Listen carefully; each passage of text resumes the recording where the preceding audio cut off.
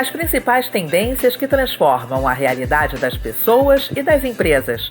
Está no ar o podcast Lab de Tendências, da Casa Firjan.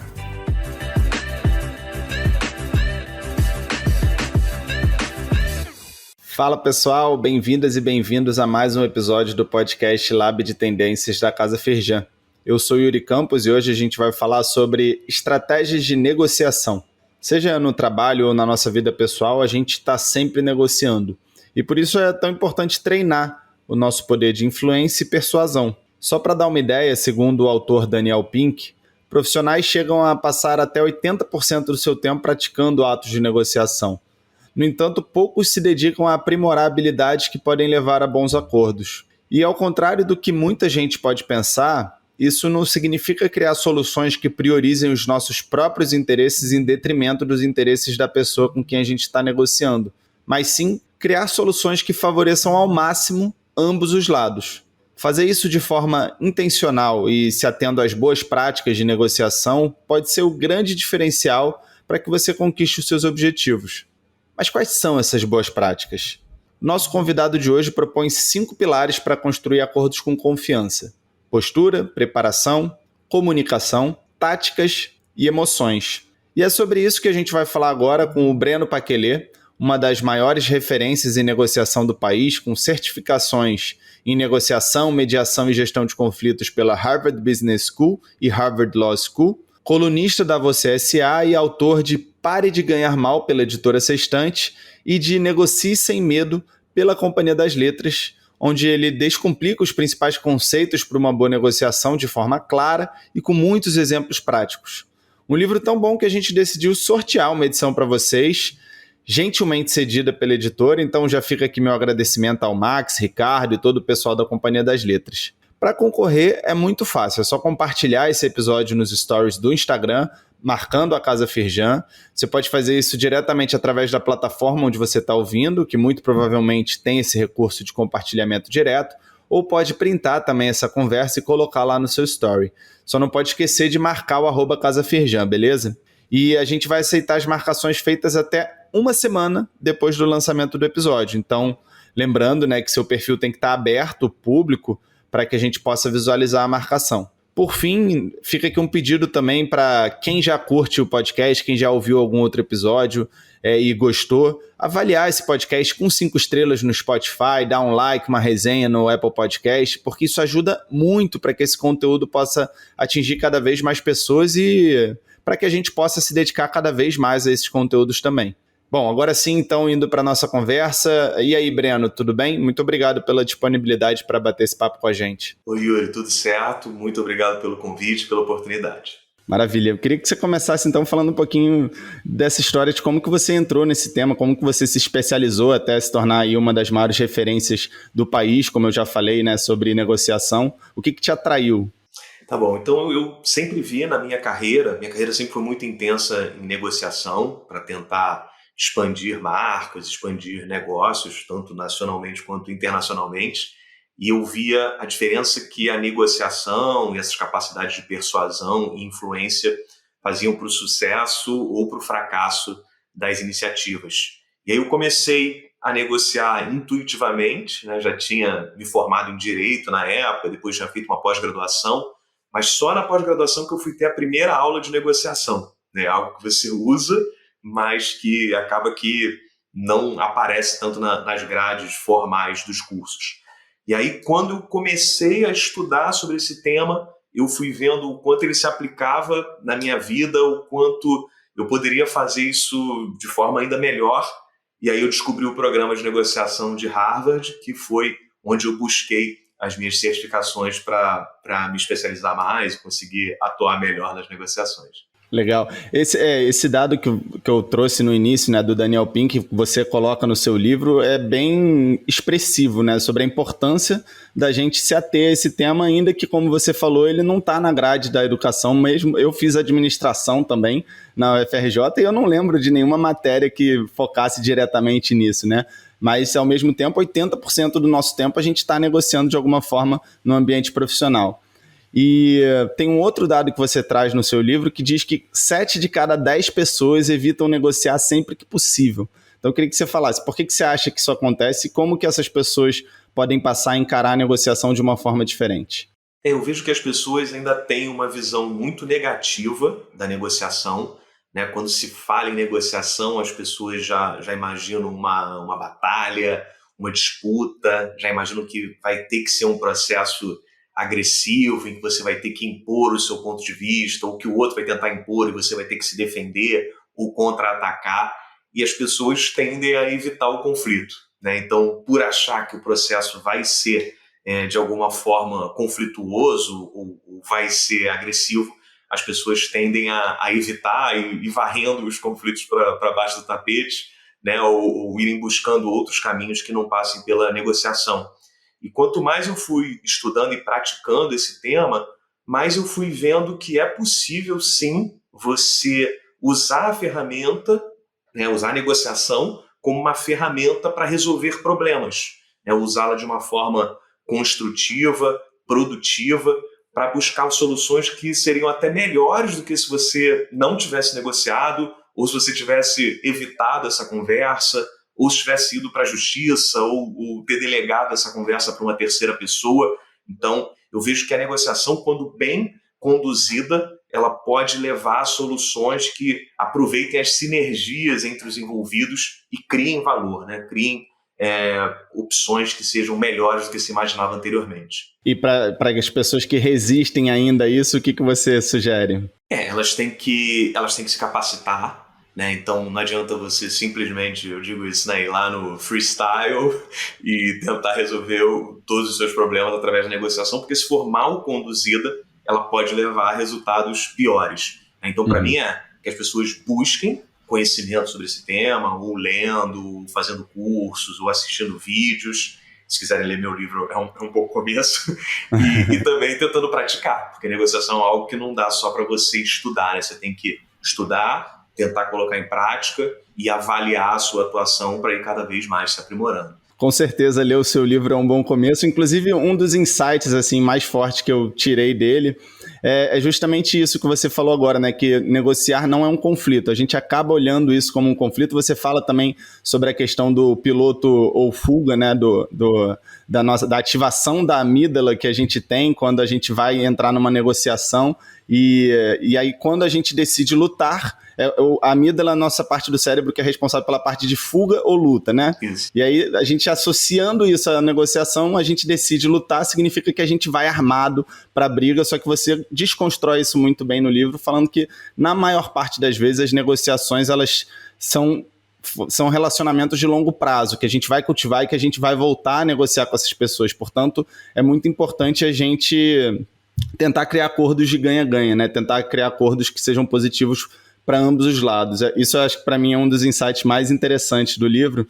E aí eu já queria queria que você comentasse um pouquinho sobre isso que eu coloquei, já falando também sobre o primeiro pilar que você traz, né, que é a postura.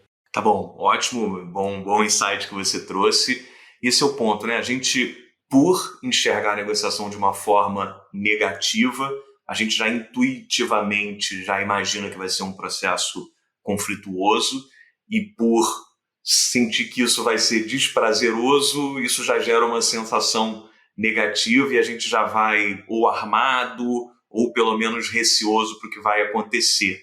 Mas a partir do momento que você começa a perceber que se você pode usar a negociação de uma forma produtiva, você vai ficando cada vez mais confortável com esse processo, né? Mesmo que, não estou aqui querendo trazer que o outro vai ser sempre bonzinho, o outro vai estar sempre do seu lado. Não, né? A negociação ela surge através de posições aparentemente conflitantes. Então, eu quero uma coisa, você quer outra coisa, e a gente vai ter que sentar para conversar.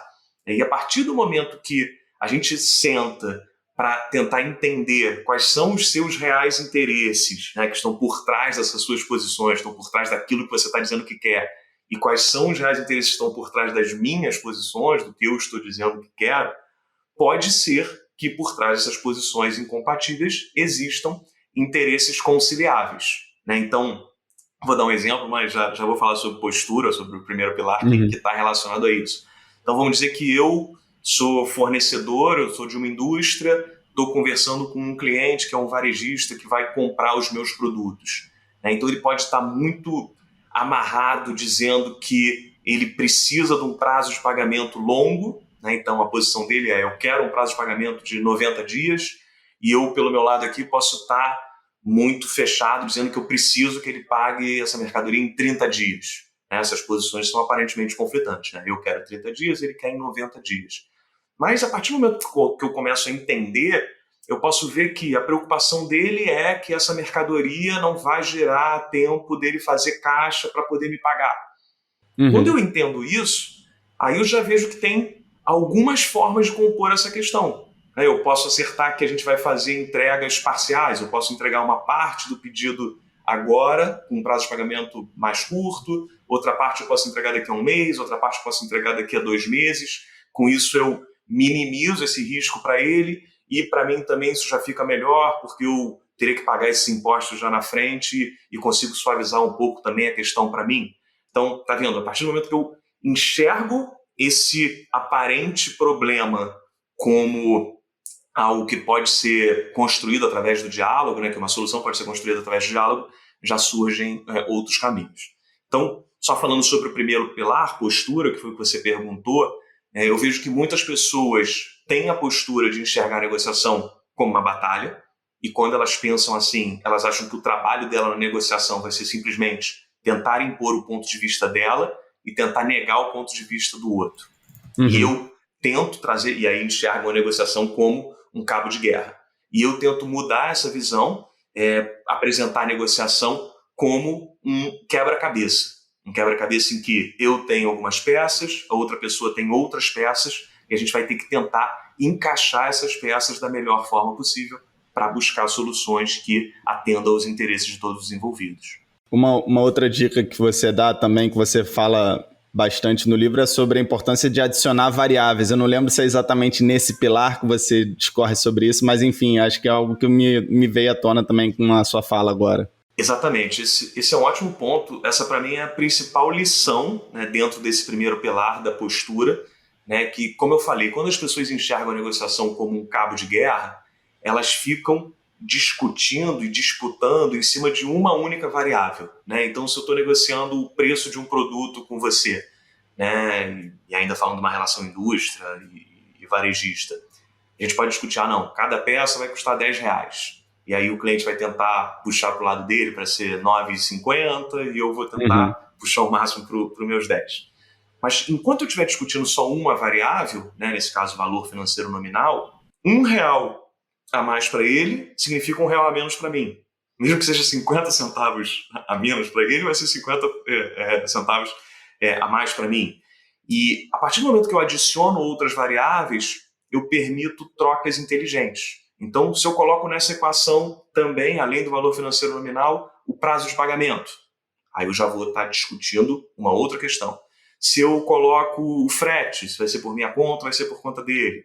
Se eu coloco uma cláusula de exclusividade por um determinado período. Se eu coloco uma bonificação que eu posso gerar para ele fazer uma promoção no ponto de venda.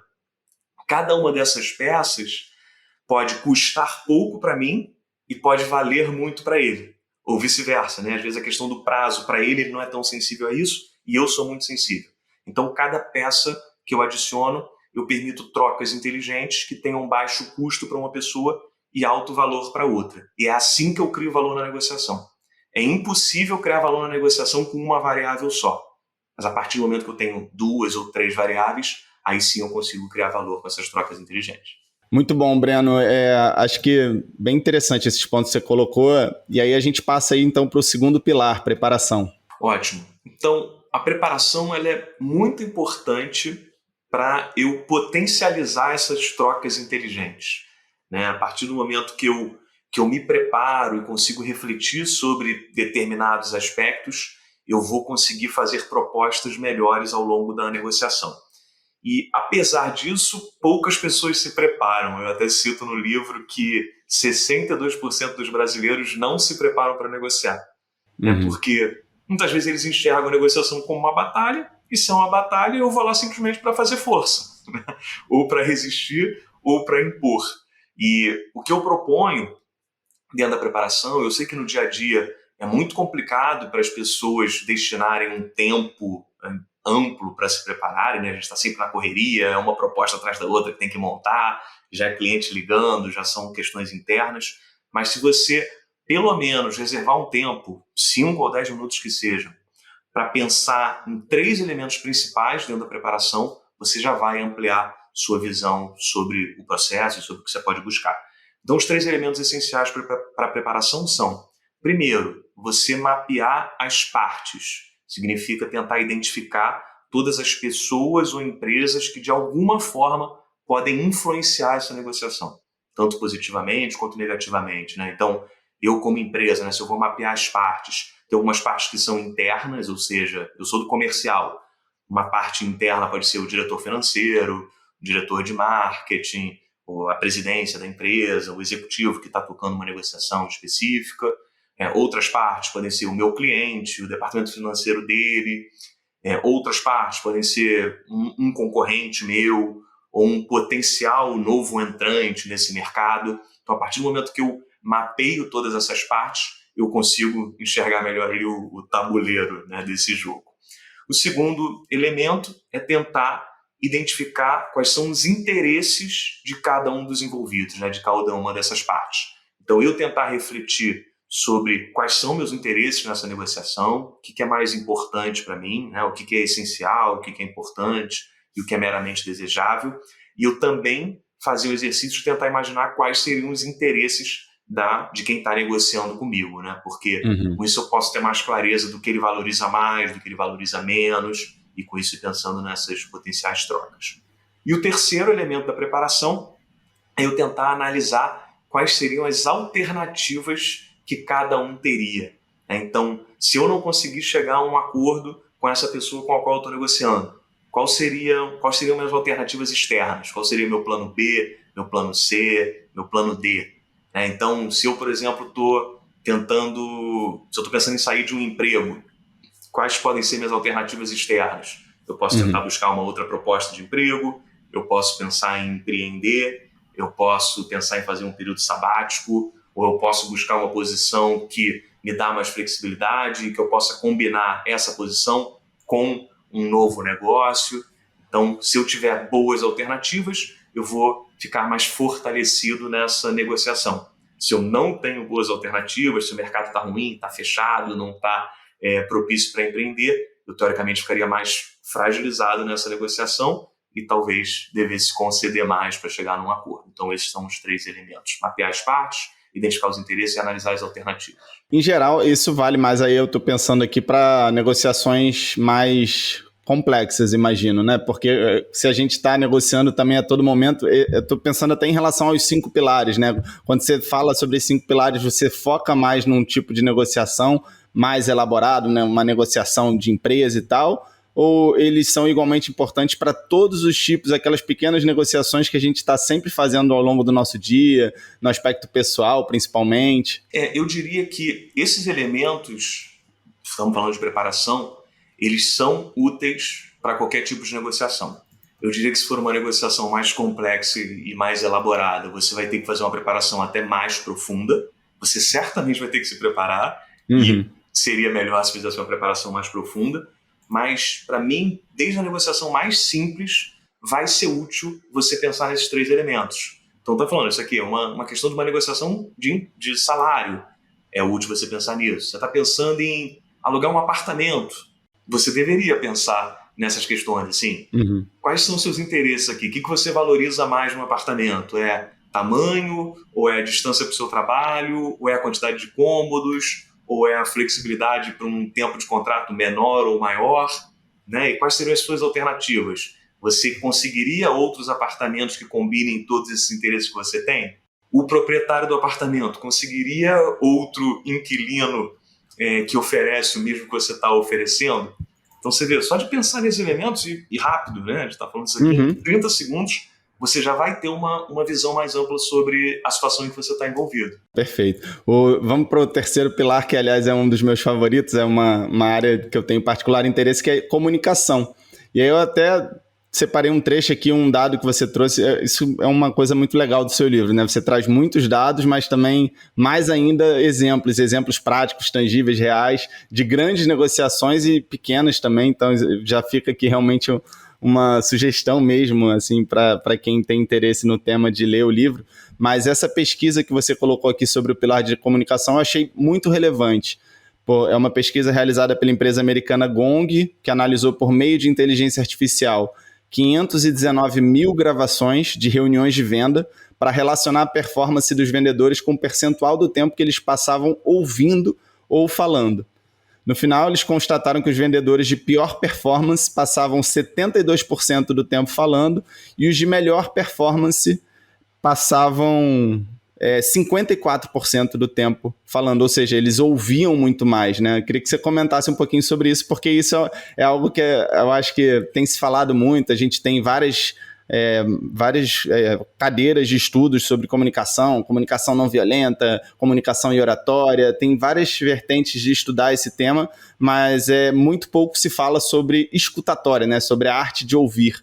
E sobre a importância disso também, inclusive no nosso caso aqui da nossa conversa, na negociação. Ótimo. Eu vejo esse ponto da comunicação é realmente especial e importante, porque as pessoas partem de algumas premissas erradas, né? Então, às vezes eu pergunto nos meus treinamentos em empresas, principalmente na área comercial, eu falo, quem se considera comunicativo? Aí várias pessoas levantam a mão, não, eu me considero, porque eu sou muito extrovertido, porque eu falo bastante, se não me interromperem, eu vou falando até o final, só falo, não sei o quê. E vamos lá, se você está na área de vendas, e a gente gosta de dizer que na área de vendas eu preciso resolver uma dor do cliente, né? Ou resolver um problema do cliente. Eu deveria investir uma boa parte do meu tempo tentando descobrir qual é essa dor, descobrir qual é esse interesse, de uma forma profunda. Uhum. Às vezes ela pode ser até mais profunda do que o meu cliente me explicou inicialmente, né? Ou do que ele colocou ali numa pesquisa que ele preencheu, numa mensagem que ele me mandou. Então, você vê, eu vejo que os vendedores, eles, quando vão para uma reunião de vendas, eles passam muito tempo falando, né? Falando do quanto a empresa deles é maravilhosa, de que a empresa começou em 1900 e não sei quanto, e a história do fundador, e o que eles fizeram depois, e qual foi o outro segmento que eles entraram, e os recordes que eles quebraram, e por que eles são muito melhores do que todos os concorrentes, e por que os produtos deles são maravilhosos. Mas eles estão falando muito e nem entenderam ainda qual é o ponto, né? O que o cliente valoriza daquilo que ele está oferecendo. Então, a partir do momento em que eu uso o meu tempo para fazer boas perguntas e essas perguntas vão revelar informações importantes para descobrir qual é o problema que o meu cliente está vivenciando, eu tenho muito mais elementos para construir um discurso que se conecte diretamente com essas dores. Porque a gente tem que pensar que as pessoas têm uma atenção seletiva também. A pessoa não consegue ficar me ouvindo 30 minutos, 40 minutos, prestando atenção e absorvendo.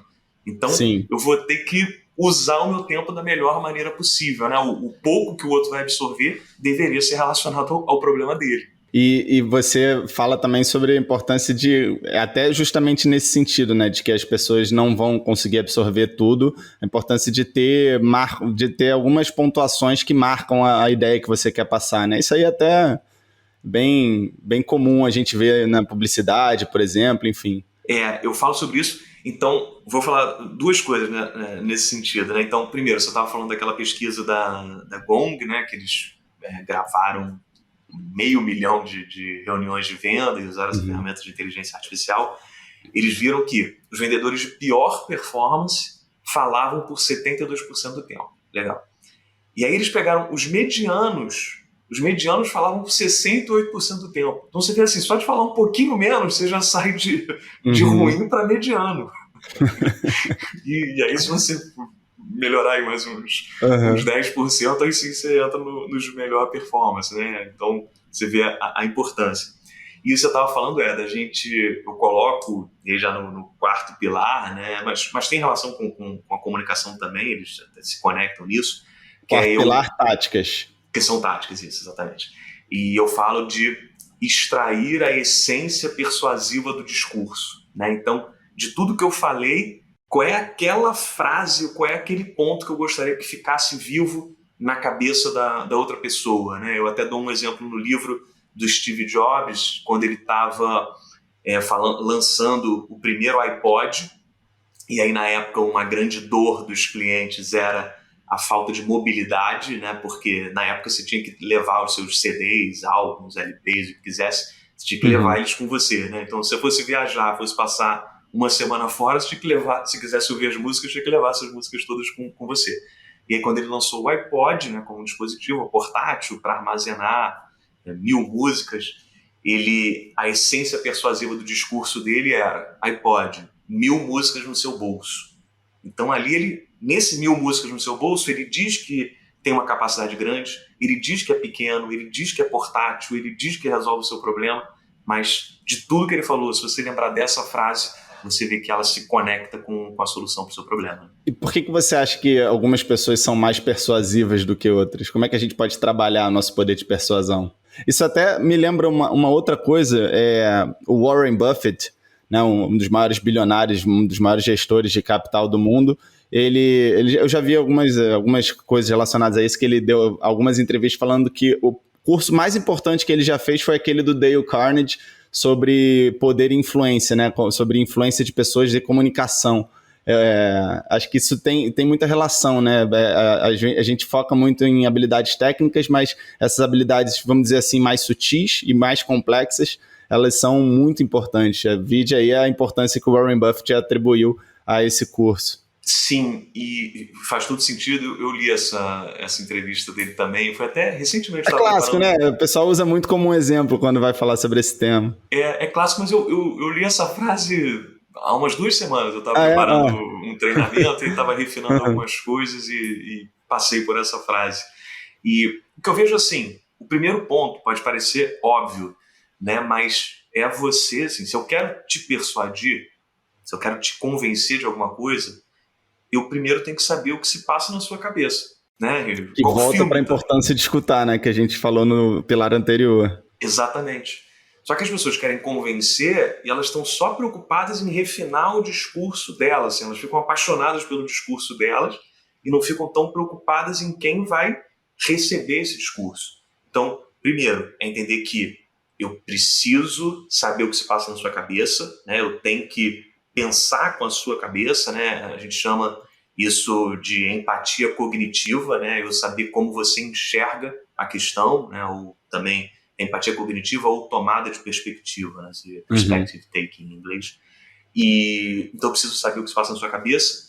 Eu preciso entender como você toma decisões. Então, você é uma pessoa que toma decisões mais baseadas em dados ou toma decisões mais baseadas na relação, na confiança na outra pessoa, né? Porque a partir do momento que eu entendo como você toma decisões, isso facilita para eu usar o canal certo na hora de te persuadir. Então, se você é uma pessoa mais pragmática ou mais analítica, eu deveria tentar te convencer através de dados, através de estatísticas, através de uma questão mais embasada. Se você é uma pessoa que toma decisões mais baseadas na relação, na confiança, eu deveria focar mais no relacionamento ou saber que pessoas eu tenho em comum com você e que eu já fiz negócio com elas e que elas podem me referenciar para você, ou eu posso tentar falar uma frase que se conecte com as suas emoções, que toque o seu coração, que te engaje de alguma forma, mas tudo parte do princípio de que eu tenho que entender você, né, para tentar te convencer. Perfeito. Quais são as outras táticas de negociação que você acha mais importante assim, de destacar? Tá, uma boa que eu considero que é bem importante e que quem estuda negociação já deve ter ouvido falar nisso, é a tática de ancoragem. Então, ancorar significa você criar uma referência de valor na negociação, né? O ser humano, ele, quando avalia uma proposta, quando avalia um número, ele sempre usa algum outro número, usa alguma referência para comparar, para analisar se essa proposta é boa ou não. Então, eu até dou um exemplo no livro, falando do Steve Jobs novamente, né, quando ele lança o primeiro iPad, né, na época ainda não existia esse mercado de tablets, e aí ele faz uma apresentação, aquelas apresentações maravilhosas de produto dele, fica uma hora falando sobre o produto, sobre o quanto é maravilhoso, sobre o quanto você não pode viver sem ele, e aí chega na hora dele falar sobre o preço, né? Quanto o iPad deveria custar. E o iPad custaria $499. E aí, em vez dele simplesmente chegar e colocar esse número na mesa, falar assim, gente, então o iPad custa $499. Ele sabia que se ele falasse isso, as pessoas iam usar alguma referência para avaliar se esse preço é bom ou é ruim. Elas poderiam comparar com o preço de um smartphone, poderiam comparar com o preço de um MacBook, poderiam comparar com quanto elas têm no banco. E aí, o que ele faz? Ele cria uma referência de valor. Então, antes de falar qualquer número, ele fala, bom, se eu ouvisse os especialistas, eles diriam que o iPad deveria custar $999.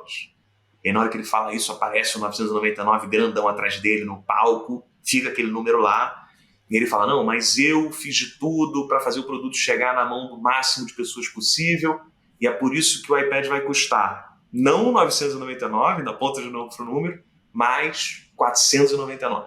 Aí chega o número destruindo o anterior. Então, você vê, não é uma promoção, não é metade do dobro de Black Fraud, sempre custou $499.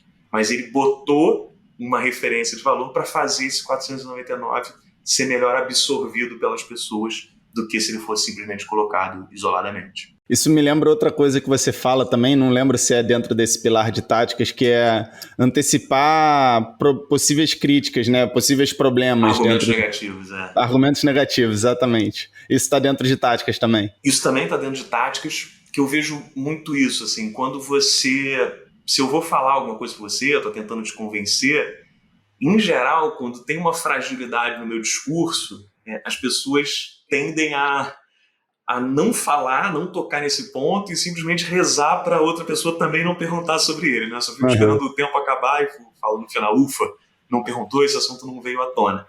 Mas se tem algo que é um ponto ali, uma fragilidade no seu discurso, ele vai vir à tona em algum momento. Então, por exemplo, eu já dei treinamento para um grupo de um grande curso de inglês, e esse curso de inglês tinha uma metodologia que era bem acima da média, né, e tinha vários diferenciais, e eles eram mais caros, ponto.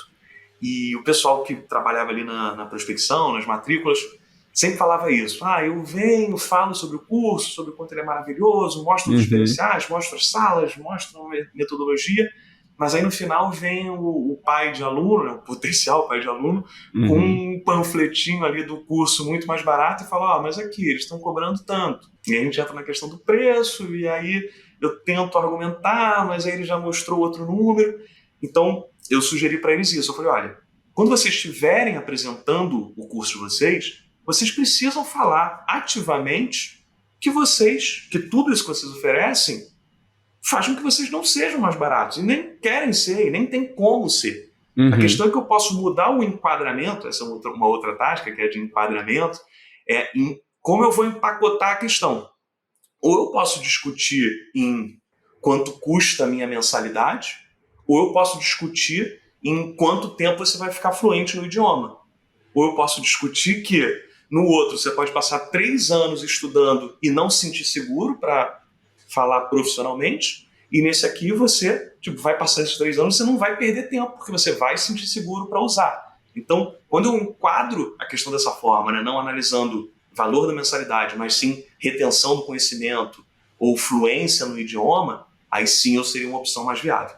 Então, o que eu estava dizendo, né, de antecipar o discurso, antecipar os argumentos negativos, você na apresentação mostrar seus diferenciais e falar, naturalmente, tudo isso tem um preço, a gente nunca será o curso mais barato, mas a gente certamente é o curso que tem os maiores índices de retenção do idioma ou de fluência no idioma. E aí quando a pessoa fala, mas vocês estão mais caros, hein? Eu falo, isso, a gente é mais caro, realmente. Então, você entendeu bem o que eu disse, né? Muito bom, muito bom. Então, resumindo aqui as táticas que a gente falou até agora, ancoragem, conhecer o seu público, né, para criar o melhor argumento. Aí você até traz a história do Walmart, né, nesse exemplo, fala que o nome Walmart o fundador da empresa foi convencido pelo seu assessor a adotar esse nome por conta do custo do letreiro, já que eram menos letras do que o nome anterior, e com isso ele economizaria pensando na escala, na quantidade de lojas, né? Então, você conhecer qual que é o apelo da sua contraparte ali na negociação para você fazer o melhor apelo, antecipar argumentos negativos, esse exemplo aí do curso de inglês que você deu, e enquadramento. Tem mais alguma tática que você acha legal destacar? Ainda dentro de ancoragem, a gente talvez possa falar... eu gosto de uma que se chama meso em inglês, né? Que são múltiplas propostas equivalentes simultâneas. O que isso quer dizer? Parece complicado falando, mas é simples, né?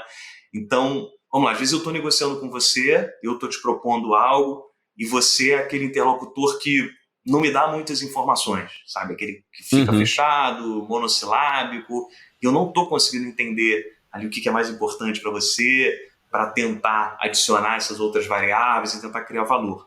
Então, eu posso te propor 3 propostas ao mesmo tempo, e essas propostas serem ligeiramente diferentes entre si em alguns aspectos. Então, por exemplo, eu estou falando de uma prestação de serviços, né? Eu não sei se você valoriza mais a quantidade de horas do serviço, ou se valoriza mais o valor que você vai pagar, ou a quantidade de profissionais que serão dedicados. Então, eu posso falar, olha, eu tenho 3 opções para você. Uma vai ser um valor de R$5.000 por mês, com 20 horas de dedicação, sendo 80% do tempo remoto e 20% do tempo presencial. Ou, opção B, pode ser R$4.500 com 18 horas de dedicação e 100% do tempo remoto. Ou pode ser R$4.000 com 15 horas de dedicação e 100% remoto e uma parte ser prestada por um profissional júnior.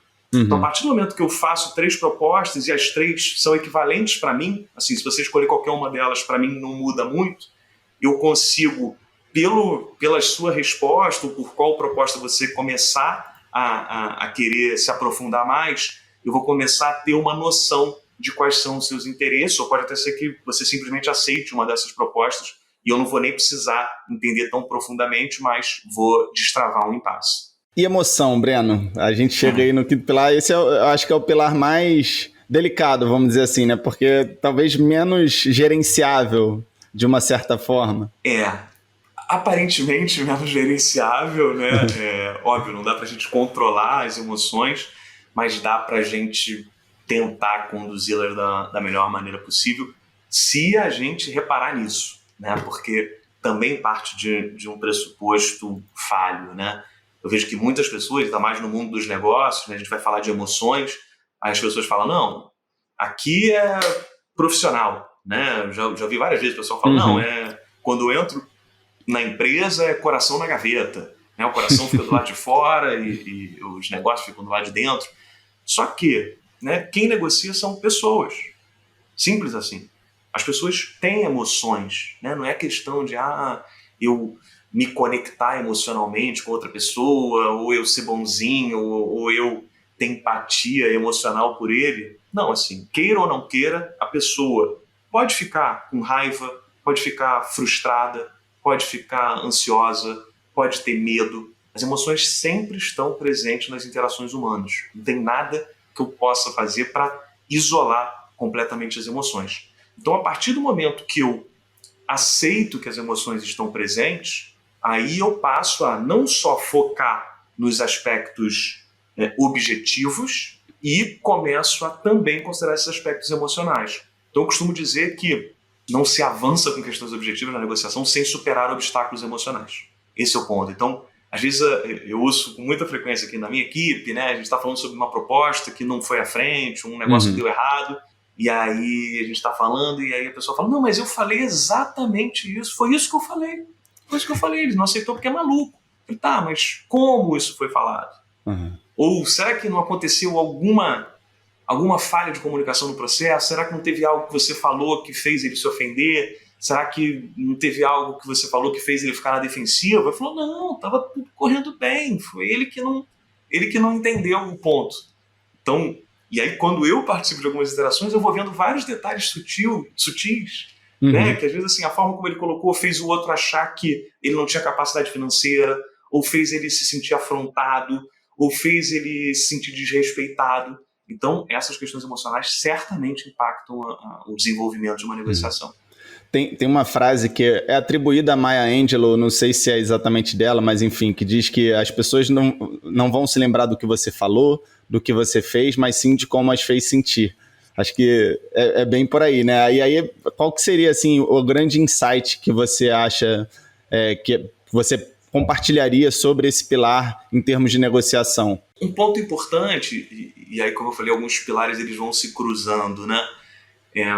Sobre as emoções, a escolha do meio de comunicação pelo qual você vai negociar, ela é relevante. Então, por exemplo, né, se eu estou fazendo uma negociação por e-mail, eu tenho que considerar que essa negociação por e-mail ela tem pouca riqueza de sinais, ou seja, o único sinal que a pessoa vai receber de mim é a minha palavra escrita, né, e tenho pouco sincronismo. Né? Eu posso mandar um e-mail agora e a pessoa pode responder em qualquer momento. Então, isso é um prato cheio para eu aprofundar um conflito se a conversa for tensa. Por quê? Eu posso mandar um e-mail e às vezes uma palavra ser mal interpretada, a outra pessoa achar que eu fui agressiva, achar que eu estava gritando, achar que eu estava mal intencionado, e isso pode fazer com que ela interprete mal e já me responda também de uma forma agressiva, e a negociação pode sair dos trilhos. Então, em negociações que têm um alto potencial de conflito, eu deveria escolher meios de comunicação com mais riqueza de sinais. Então, eu deveria tentar levar uma conversa presencial, eu deveria pelo menos uma videoconferência, né? Se eu estou numa discussão de um feedback, né? Se eu estiver vendo outra pessoa, eu já consigo ver como ela reagiu ao que eu disse, ou se eu falei uma palavrinha que fez ela virar a cara, fez ela ficar vermelha, fez ela torcer o olho, e aí eu já posso ali administrar aquela interpretação dela imediatamente, né? Com bastante sincronismo. Então a escolha do meio de comunicação é bem importante para lidar com as emoções. Essa é uma questão. Vamos para a nossa dica de ouro. Aí, Breno, eu queria te agradecer demais, a conversa foi ótima, ainda mais que eu tô com um livro fresquinho na minha cabeça, porque eu terminei de ler ontem, então consolidando aqui alguns pontos, bem legal mesmo, muito interessante, e aí eu queria passar para as suas considerações finais e também uma dica de conteúdo. Aliás, não só uma dica, eu queria que você desse 2 dicas. A primeira, obviamente, o seu livro, então que você convidasse aí o nosso ouvinte e a nossa ouvinte para ler e para participar do sorteio também, lembrando aqui que a gente está sorteando uma edição do livro, cedida aí gentilmente pela Companhia das Letras, então quem quiser participar é só compartilhar esse episódio no seu story e marcar o @CasaFirjan com o perfil aberto. Os detalhes você pode conferir também no link na sinopse do episódio, mas enfim, passando aí para você, Breno, então considerações finais, um convite à leitura do seu livro e uma dica, assim, o que você está lendo, vendo ou ouvindo no momento que você acha bacana compartilhar. Primeiro, eu queria agradecer mais uma vez pelo convite, pela conversa, foi ótimo, e o fato de você ter lido o livro recentemente certamente ajuda bastante, que você consegue puxar vários exemplos ou questões, insights que você traz. Sobre uma dica final, eu diria para as pessoas realmente não evitarem a negociação, não terem medo de negociar, tá? Que elas podem considerar que sim, dá para tratar esse processo de uma forma produtiva. Eu vejo muitas pessoas que não se enxergam como negociadoras, ou pela formação, ou pela área em que elas atuam. A negociação é para todo mundo. Você pode ser arquiteto, engenheiro, da área de finanças, comercial, de compras. Certamente você vai precisar convencer outras pessoas a destinar recursos para algo que você está pedindo. E se você domina essa habilidade de negociação, de persuasão, influência, você vai ser melhor sucedido na carreira, vai ter melhores relações em casa, no trabalho, com os amigos. Então, certamente, são habilidades muito úteis para a vida. E o desenvolvimento dessas habilidades é contínuo. Então, eu estou constantemente evoluindo nesse ponto também, né? Então, reflito sobre o que eu já escrevi, reflito sobre o que eu vivo e acredito que não vou terminar de me desenvolver nesse aspecto nunca. Sobre dicas de conteúdo, você falou do livro, né? Então, Negocie Sem Medo, é o livro pela Companhia das Letras, e o Pare de Ganhar Mal, que é o meu outro livro sobre negociação salarial, que também é um tabu, isso aí dá mais um episódio. E eu sugeriria também o pessoal assistir a minha palestra no TEDx, onde eu falo sobre como superar impasses. Então, só buscar no YouTube, Breno Paquelê, TEDx, e eu falo sobre esse ponto também de uma forma bem rápida, de 14 minutos.